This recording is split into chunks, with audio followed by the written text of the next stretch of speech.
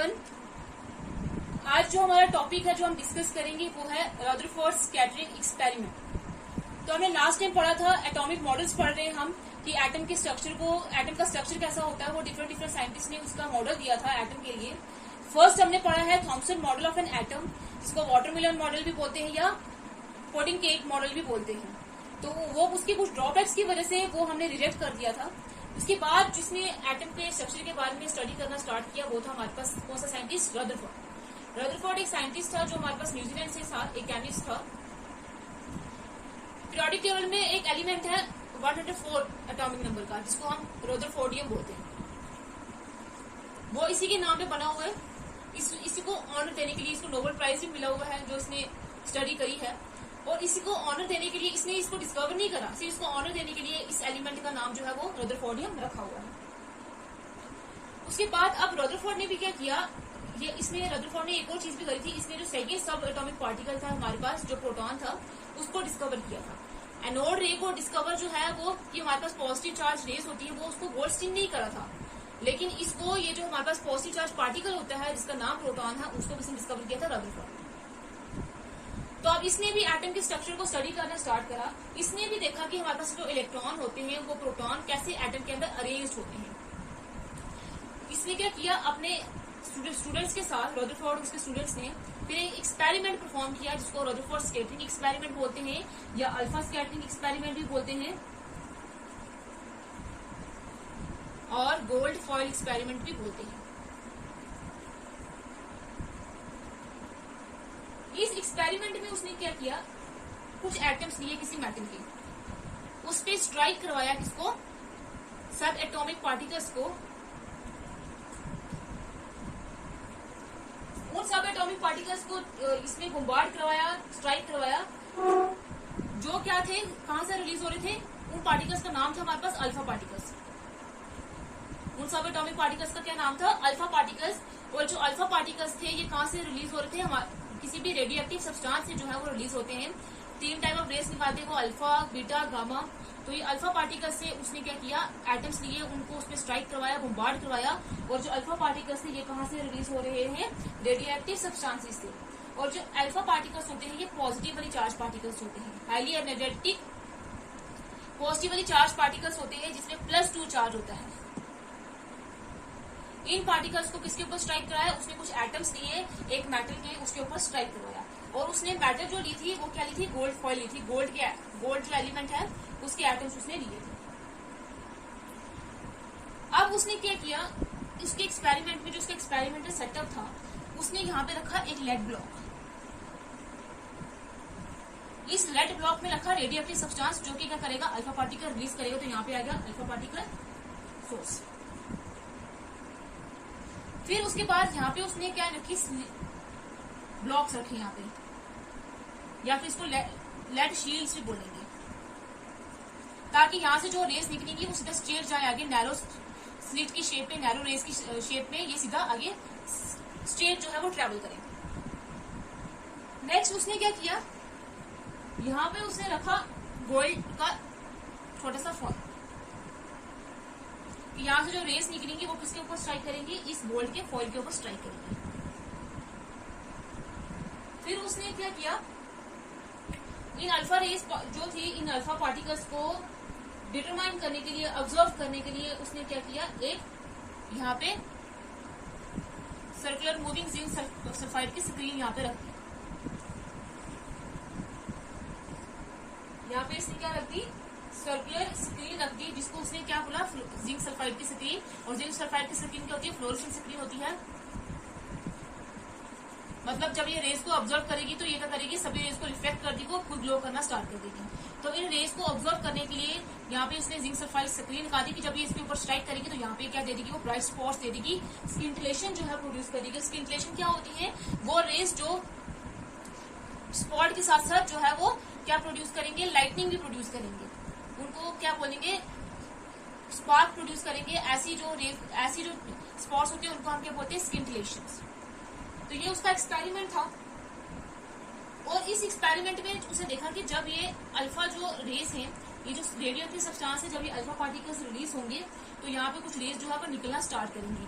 अब ये जो हमारे पास गोल्ड फॉइल होगा, इस गोल्ड फॉइल के ऊपर क्या होंगे, बीच में बहुत सारे एटम्स होंगे। तो हम एक एटम को लेके डिस्कस करते हैं कि कैसे ये एक्सपेरिमेंट उसने परफॉर्म करा।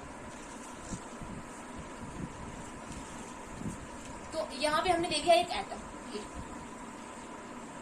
यहाँ पे लेड ड्रॉप रखा हुआ है, या फिर लेड ड्रॉप यहाँ पे उसने स्लिट्स रखी है ताकि ये हमारे पास नैरो बीम की तरह सीधा स्टेट जो है वो ट्रैवल करे। तो यहाँ पे उसने लगा दी है जिंक सल्फाइड की स्क्रीन। क्या होगा, उसने देखा, कुछ ऑब्जर्वेशन करी, उसने देखा कि जो कुछ जो रेस है जो इस रेडियोएक्टिव सब्सटेंस से रिलीज हो रही है, वो अल्फा जो रेस जो रिलीज हो रही है, जो अल्फा पार्टिकल्स है, वो क्या हो रहे हैं हमारे पास सीधा स्टेट जाके स्टेट जो है वो ट्रैवल कर रहे हैं, वो बिल्कुल भी डिफ्लेक्ट नहीं हो रहे हैं। और ये स्पॉट्स हमें दिखाई दे रहे हैं कहाँ पे, जिंक सल्फाइड स्क्रीन पे, ये हमें दिखाई दे रहे हैं सीधा जा रहे स्ट्रेट।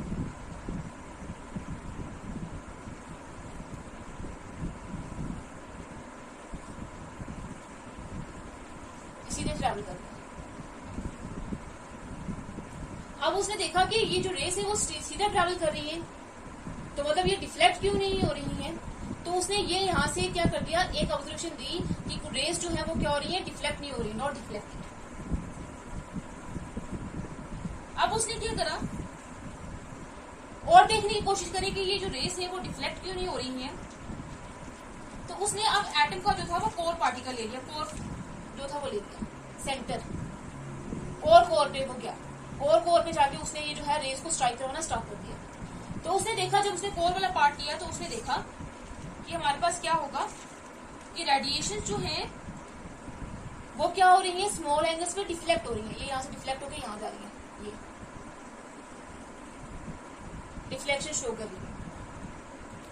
अब उसने बोला कि ये रेस है वो डिफ्लेक्ट कैसे हुई है, मतलब यहाँ पे सेंटर में कुछ प्रेजेंट होगा, एक रिजिड बॉडी प्रेजेंट होगी, इसकी वजह से ये जो रेस है वो डिफ्लेक्ट हो गई है।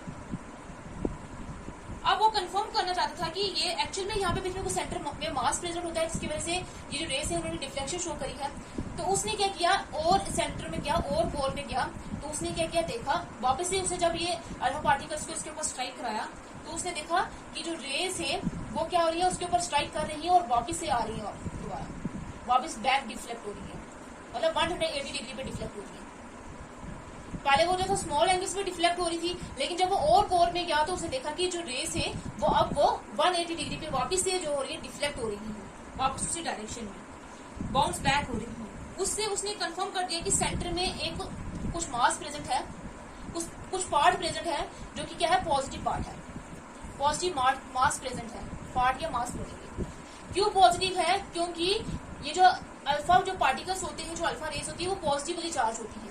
तो पॉजिटिवली चार्ज जब पॉजिटिव पार्ट के ऊपर गिरेंगी तो वो क्या हो जाएंगे, एक दूसरे को दूर भागेंगे, एक दूसरे को रिपेल करेंगी, तभी जाके ये वापस आ गई है। तो उसने कंफर्म कर दिया कि ये हमारे पास जो बीच में मास प्रेजेंट होता है, एक तो प्रेजेंट होता है, ऊपर से उनके ऊपर चार्ज क्या होता है, पॉजिटिव चार्ज। और उसने इस पॉजिटिव चार्ज के जो मास है उसको नाम दे दिया न्यूक्लियस।